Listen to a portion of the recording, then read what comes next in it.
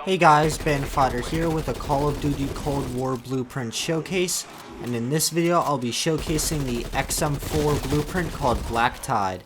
Make sure to stick around and I'll be showing you my custom loadout for this variant. This weapon blueprint is part of the Land, Sea, and Air bundle that is included with the game if you purchase the Ultimate Edition. This will run you back an additional $30 on top of the base game. Let's move into the stats of the blueprint first. You'll be getting a 4% increase to your vertical recoil control, so it'll go from 360 joules to 345.6 joules. This is not that much of a decrease, and you won't really be able to notice this at all. Even in long range engagements, the difference is minuscule.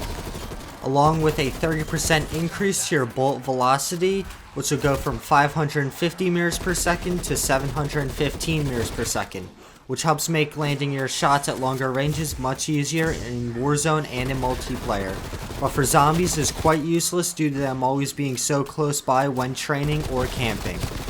In addition to that, you will get a 30% increase to your aim down sights time, which will go from 300 milliseconds to 210 milliseconds, which will put even above the pistols in aim down sights time and is very noticeable. This is a massive help when trying to land your first shots quickly on your target. Furthermore, you will get a 90% increase to your flinch resistance, which will go from 10 newtons to 1 newton, which can help you stay lined up for those essential headshots when getting hit. This gun also receives a specific buff depending on game mode for zombies and multiplayer. In zombies, you will receive a buff to salvage gain, and in multiplayer you will be getting a hip fire reveal distance of 40%, which comes out to 40.01 meters. Now let's talk about the bad of the gun.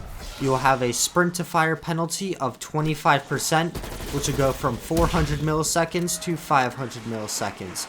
This puts it slower than all of the stock LMGs, and you will notice this, and it can get you killed a lot in multiplayer and in Warzone. This is the worst downside of the weapon, but if you play more conservatively, it is not a deal breaker. The other downside is a shooting move speed decrease of 10%. It'll go from 9.18 miles per hour to 8.26 miles per hour. For me in zombies, once you get to a high enough round and the zombies start sprinting, this can mean the zombies will run faster than you can backpedal, and when training it can make it a bit more difficult, but when camping is not an issue at all. When in multiplayer, I don't really notice this at all due to the fact the time to kill is so quick and I don't really strafe fire. But for some people, when they strafe fire, it may be noticeable.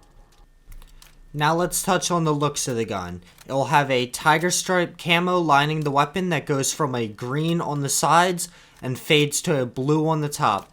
This camo covers the whole lower receiver and magazine, and the upper receiver not including the handguard, which has a custom exclusive to this variant that is like a stretched hexagon. For detailing, the handguard has a gold pinstripe lining the handguard along with a gold anchor on the bottom right of the guard.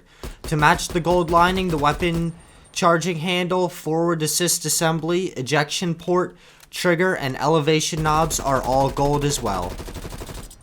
The description of the weapon is wipe the battlefield clean with the Black Tide assault rifle.